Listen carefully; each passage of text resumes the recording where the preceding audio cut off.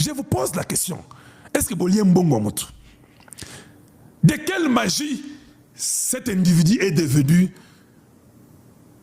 directeur général de l'ONIP? Par quelle magie? Dites-nous un peu. Pour quelle raison? Quelle expérience il a? À la CENI, il a fait quoi pour que vous puissiez dire que maintenant, avec ce qu'il a fait à la CENI, là, pendant que les Américains l'ont condamné parce qu'il y avait des fraudes d'argent. Quelqu'un qui était condamné pour fraude d'argent, vous acceptez que la personne va identifier les Congolais. Je pose la question. Une autre méthode peut être la quatrième. Vous ne pensez pas que comme Kagame aime tellement le Congo, il peut dire par la voix d'Hippolyte Kanambe alias Kabila, avec son groupe de Kabilistes ici qui était dans le sud Kivu, et nous connaissons combien le sud Kivu, c'est là où il y a eu beaucoup d'infiltrés. Vous connaissez la vérité. En dehors du Katanga, le sud Kivu a eu beaucoup d'infiltrés rwandais. Qui ne sait pas ça? Bon, maintenant, beaucoup d'infiltrés, oui, je peux vous montrer un truc, parce qu'il y a des gens, souvent l'ennemi essaye d'utiliser ce que vous avez. Oui, les ennemis, ils disent ce que vous avez. Alors, si vous donnez l'ONIP à quelqu'un qui était dans la même logique avec Hippolyte Kanambe, avec Kagame, comme ils échouent devant la scène internationale, il faut qu'ils retirent leurs militaires. Ils disent que non, on peut prendre 2, 3, 4 millions de Rwandais, on les fait entrer dans cette histoire de database du Congo pour l'identification des Congolais. Vous saurez comment. Vous ne dormez pas avec lui. C'est lui qui va aller chercher, c'est lui qui est le DG, non? C'est lui qui ira chercher les éléments et les machines qui vont faire l'identification de chaque Congolais. Vous ne serez pas là. Il peut mettre qui il veut. Comment vous pouvez prendre votre nation à la légère comme ça? Et surtout, quelle infiltration? Attends, je vais vous montrer Bahati Lukwebo. Je vais vous montrer Bahati Lukwebo et suivez un peu ce qu'il dit. Je vais vous montrer Bahati Lukwebo et suivez ce qu'il dit. C'est important, hein? Moi, je ne néglige rien dans ma vie. Hein? Suivons un peu, ensemble.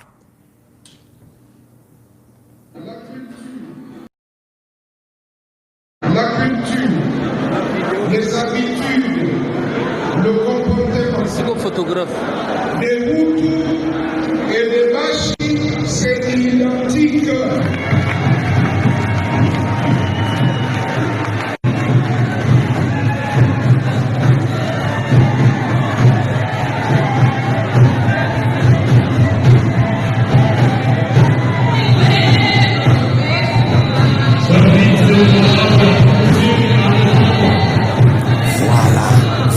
Merci à vous tous.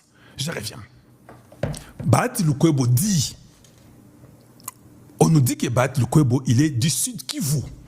Les gens l'ont vu grandir, il a vécu là-bas.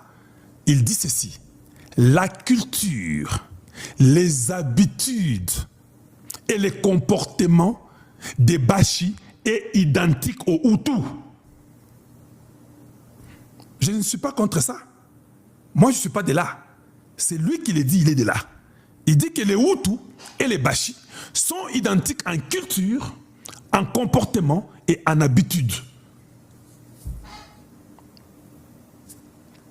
Je vous pose la question, c'est un thème sérieux. Sachant que les Rwandais veulent devenir des Congolais, si Katentima et Mouchi, je ne sais pas, je ne connais pas chez lui, devrais-je lui donner l'ONIP? Je pose la question. C'est Kalonji qui vous parle. Ce n'est pas moi qui ai dit ça, c'est Bahati Lukwebo qui a dit ça. Donc Bahati ne peut pas distinguer les Bashi des Hutus. Il dit qu'ils sont identiques. Culture, comportement, habitude.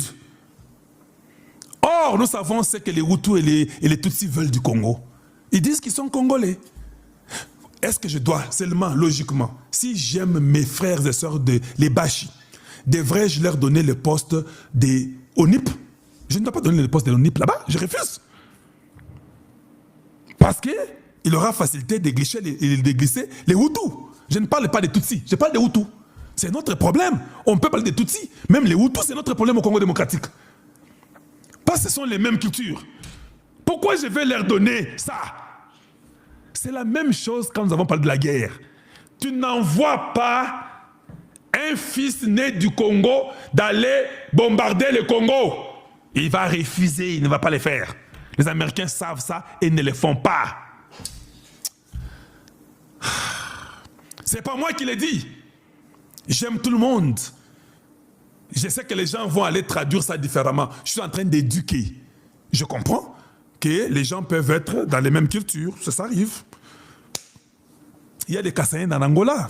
Ils ont peut-être la même culture que nous du Kasaï. Les Bemba, tout ça, ils consortent. Mais je vous dis seulement, devriez-vous faire cela? Surtout avec le peuple qui veut devenir de votre pays. Je donnerai à un Bemba le poste. Je donnerai à un Ngwaka le poste. Je donnerai à un Mukongo le poste. Mais je ne donnerai pas à ceux-là qui veulent devenir des Congolais et je prends mon frère à moi qui a la même culture que eux. Je dis, ok, toi, je te donne ça. Maman, papa, attention, il m'a les athées. Les services de renseignement ne peuvent pas vérifier ça. C'est pas moi qui ai dit. Ils dansent la même culture. Il a dit, j'ai remis pour vous, pour que vous puissiez voir. C'est pas Kalonji qui l'a dit. Suivant. Est-ce que vous regardez la culture, les habitudes, le comportement photographe des Hutus et des Bashi, c'est identique.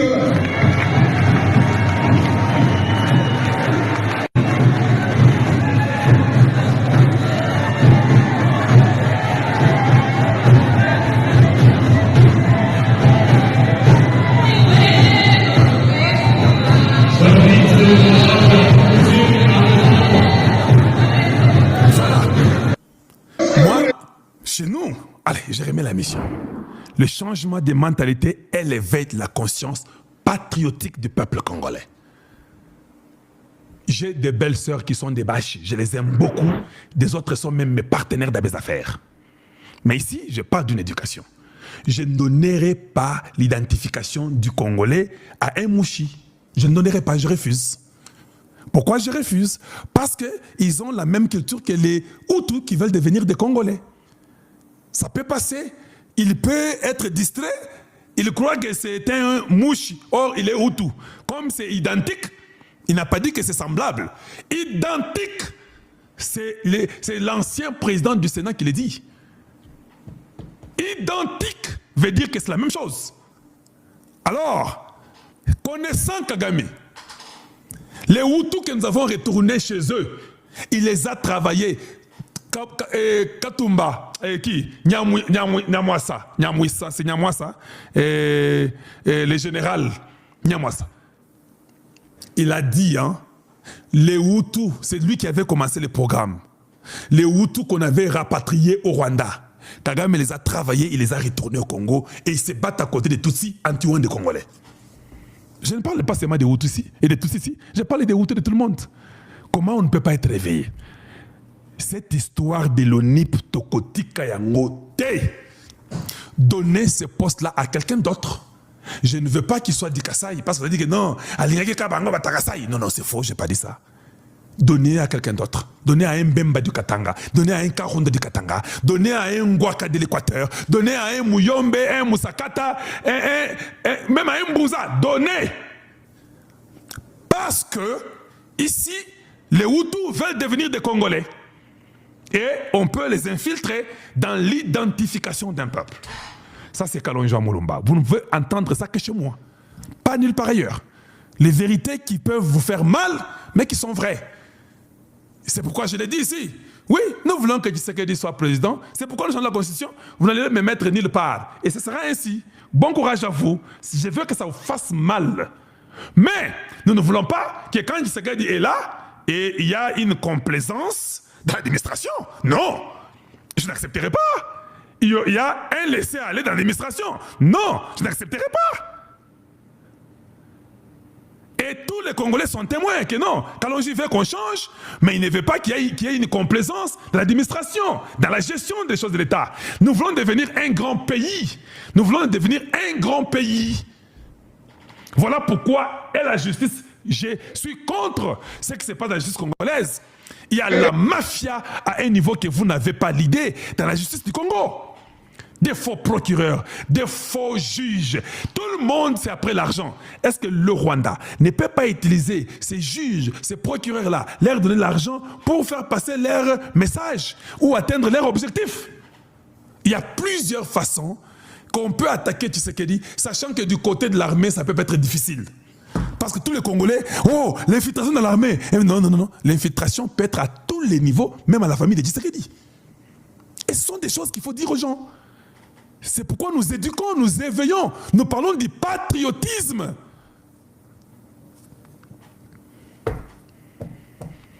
Est-ce que vous entendez ça? Est-ce que vous comprenez ça?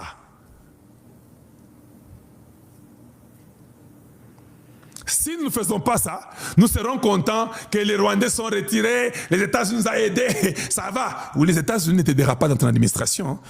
Il peut te dire, fais ça dans ton administration, nous voulons que tu mettes les taxes ensemble comme ça, mais ils ne viendront pas te dire les détails. Les détails, c'est toi qui dois t'organiser à ton niveau. Nous ne voulons pas tomber dans le même jeu de Mobutu. Les Américains soutiennent Mobutu, ce sont eux qui ont maintenu Mobutu au pouvoir. Mais Mobutu, au lieu de prendre ce temps-là et tout ce que les Américains ont fait pour lui, pour aider le Congo, Mobutu a tout gâché. 32 ans que le Congo pouvait être au niveau de la Corée du Sud ou du Japon. Le Congo est parmi les dernières nations du monde. Parce que Mobutu a vu qu'il était proche des Américains et que lui pouvait tout faire. Non. Tu sais ce qu'il dit? Tu es protégé des Américains. Ou bien vous êtes le proche des Américains. Mais s'il vous plaît, pardon. Faites autrement. Faites autrement dans le bon sens. Pour que vos années en tant que président, si c'est 17 ans, c'est quoi, je ne sais pas, mais que vos années soient une bénédiction pour le peuple congolais. C'est ça ma prière. Minerai politique à l'éternel au pouvoir. Et ça qui m'a comme ma constitution. Tu sais que dans le bradé minerai politique au pouvoir. Pour l'année, si on signe les accords avec les États-Unis, le plan machiavélique contre la RDC sera anéanti. Tous les plans machiavéliques. Bateau balobaye que tu sais que dans le bradé minerai. Bango mo lisu ba kepa ya ba M23 ba ici ba M23 bosala kandeti c'est que dia salaki ba M23 ba komela ki Marco Rubio bo ka ki réponse à Rubio bibi no boza ni stati nini bo luka to coopérer non nous sommes gouvernement responsable to coopérer avec les institutions babo ki bango Sony na lobi na bino Sony ya makasi boyo kasikoyo makaboleki lobby na Congrès américain. Avant nous na loba na zoté la bino vidéo boyoka Rubio.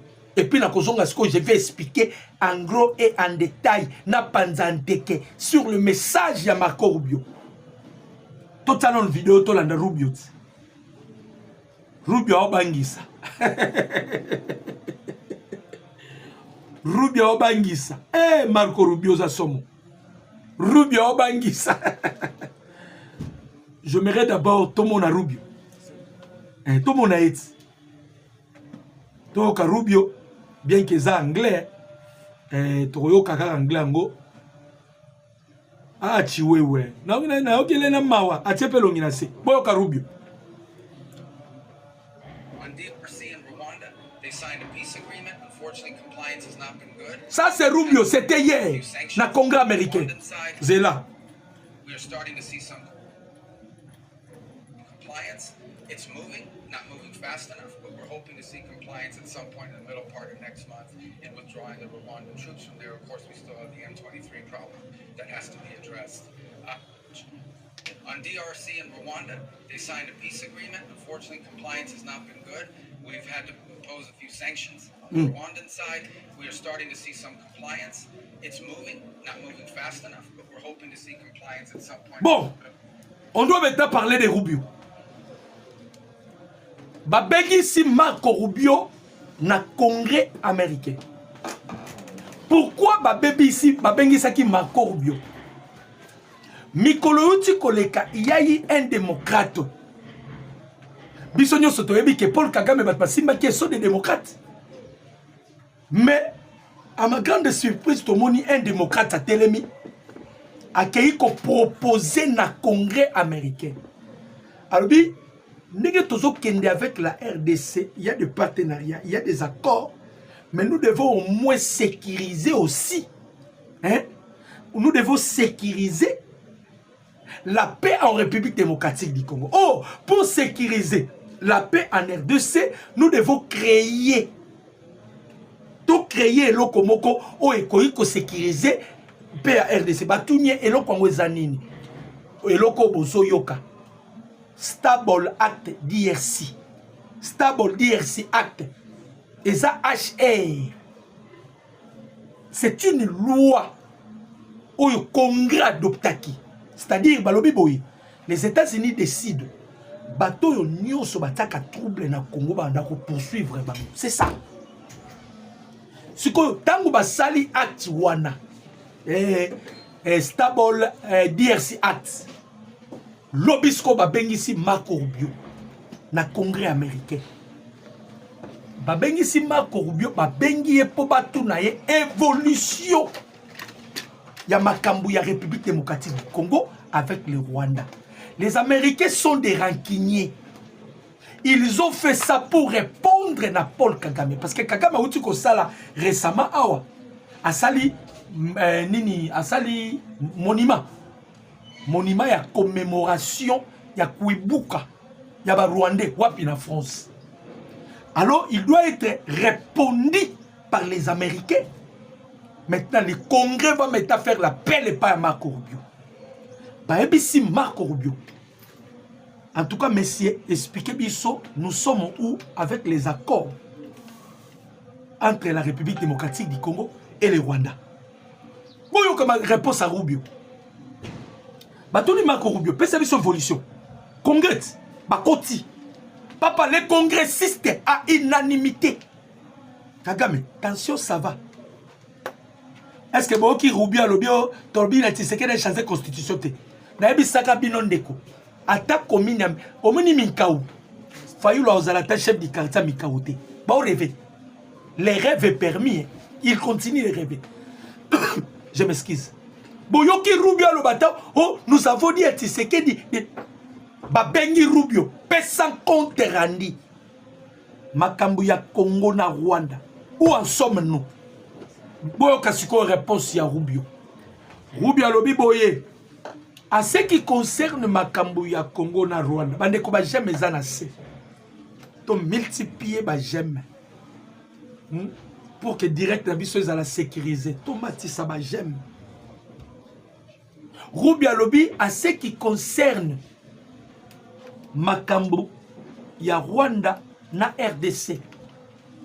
Bisso, c'est lui le patron, c'est lui qui gère tout. Marco Rubio. On ne peut pas interpeller Donald Trump. Il faut appeler Rubio. Bon, là, même Donald Trump, il y a un lobby. A lobby, ce qui Rubio a été dit, Moussalo n'a pas ça les âmes à bébé. Il n'a pas postulé dans la tête. Ça dit, même Donald Trump dépend de Marco Rubio. Bon, c'est la photo, c'est Rubio qui prend des décisions. Ça, ce n'est pas Massad Bolos. C'est Marco Rubio. Bon, c'est la bonne monaï. Bazalaka, bangomi balena Donald Trump. Balela na fort. Monda yambakaye. Rubio ye wana mpadi. Donc, quand Rubio parle, Donald Trump ataka. Iyo. Babengi Marco Rubio. Babisi Marco Rubio.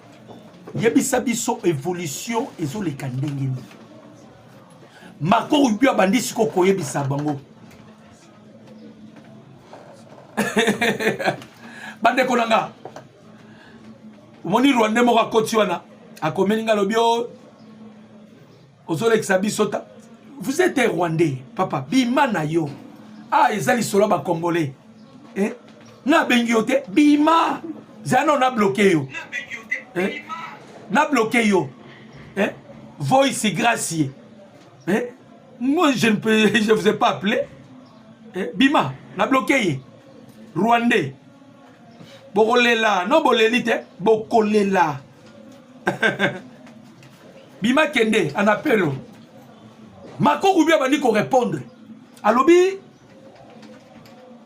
En tout cas, Makambo à RDC na Rwanda, ils avaient signé les accords.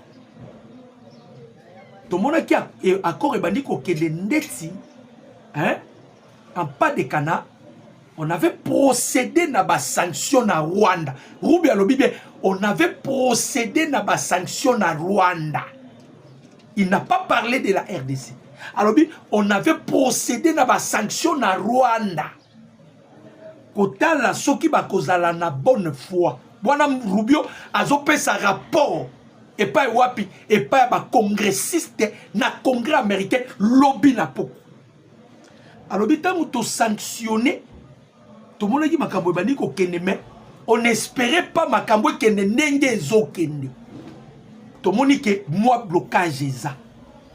Yango to pesi date ya suka mi-juillet awa juillet ngate Marco Rubio.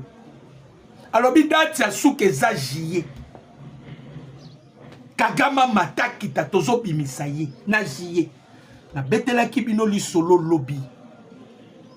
Na lobaki na bino ba force spéciale nyonso bazala ki libanda sous l'ordre du commandant suprême Mukonzamboka kotisa ki bango. Ebisi moi dia vita les revenus kotisa bato wana bakota ki bango nyonso na betela ki bino li solo que le président Tshisekedi il a y entretenir avec Donald Trump. Bazui option na mesaye wo boyoki makambu Rubio lobi balobi juillet mi-juillet. Je vais lire ça quand même hein? Je vais lire ça. Bandeko Barwande tension na lobi na bino tension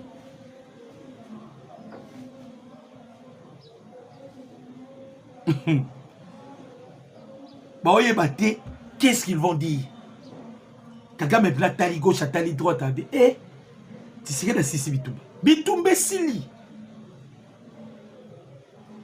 Bomoni, Zela.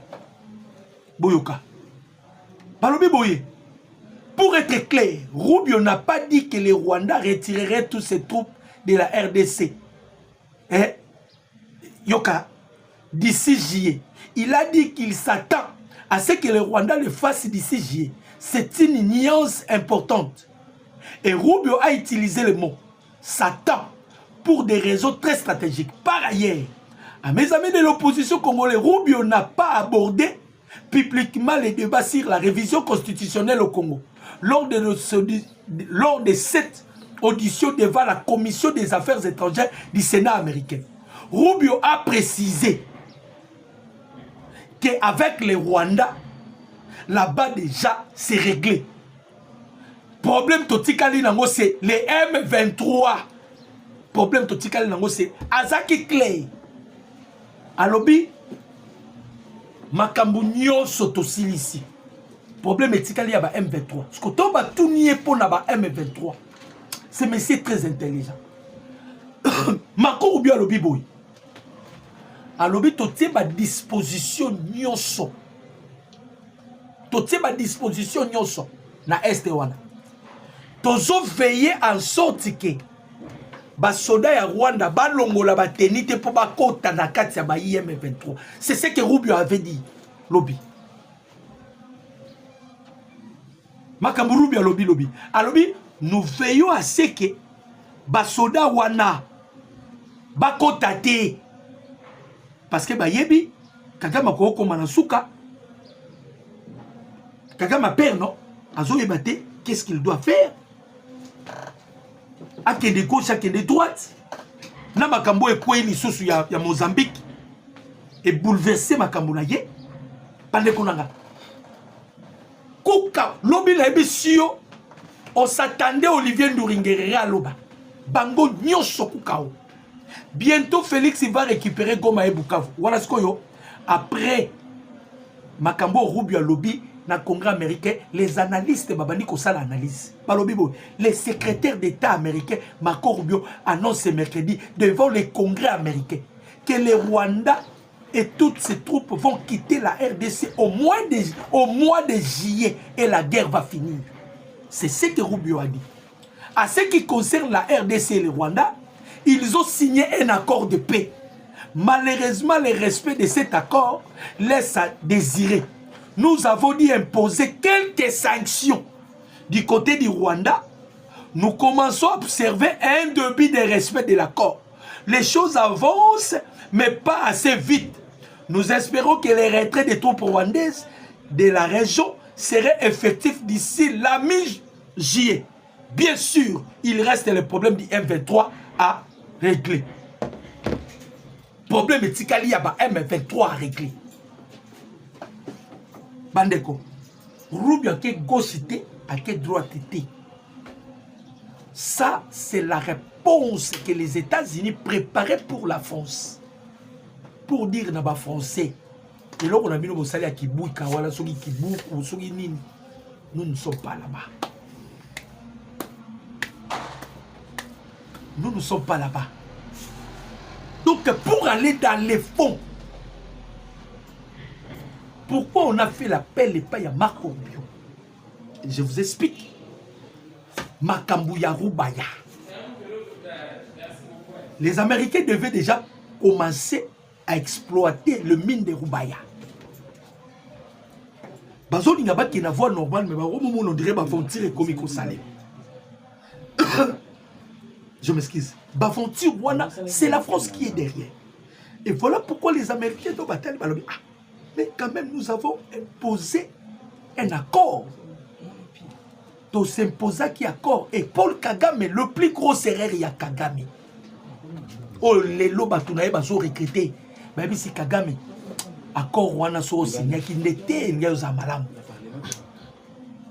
Le fait que s'il a signé déjà cet accord, Kagame, tu t'es livré dans quelque chose où Bobima a fait. C'est ça le problème que nous avons maintenant.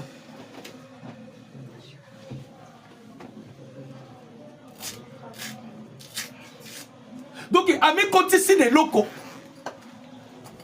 Ah, on a eu Bissabino. Ils sont en débandade. Bande Konanga. Baoye bate basala nini. Tango ba Américain ba oloba bate mizié. C'est que disposition n'y a déjà pas.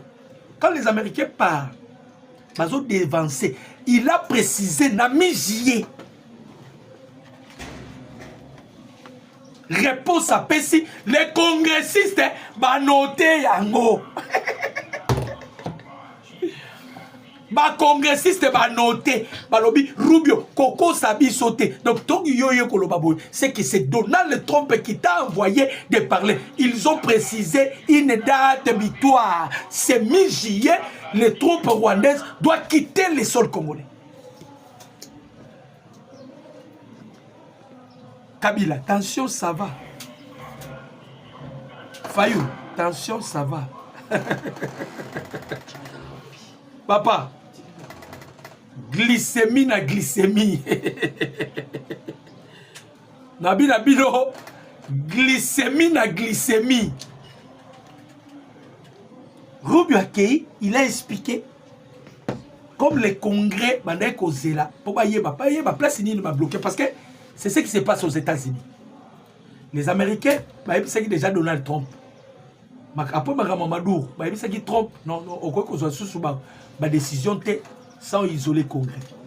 Quand même, avant que ma bête à Rwanda, qu'il y ait une procédure nyonso, Rwanda a accepté de signer un accord qui ne respectait pas.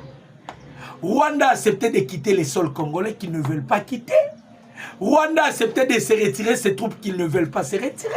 Donc les Américains ont plusieurs raisons. Nabisio, Trump si Aibisaka président Tshisekedi Yoko Lobali Sousouté Vanda. Laissez-nous les Américains.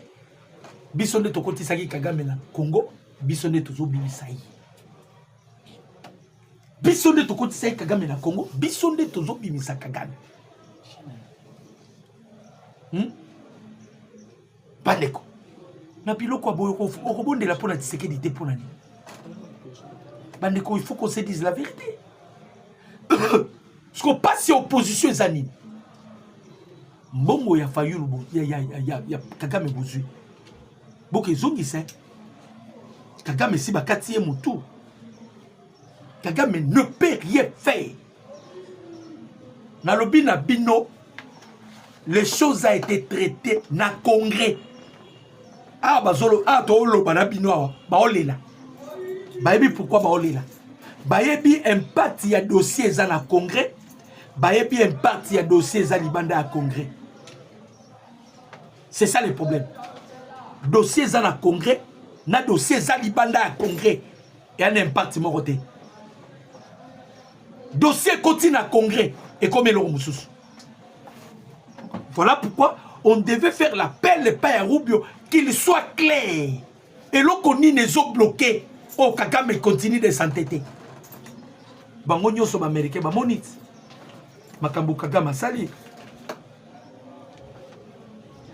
Ba moni makambu Kagame sali.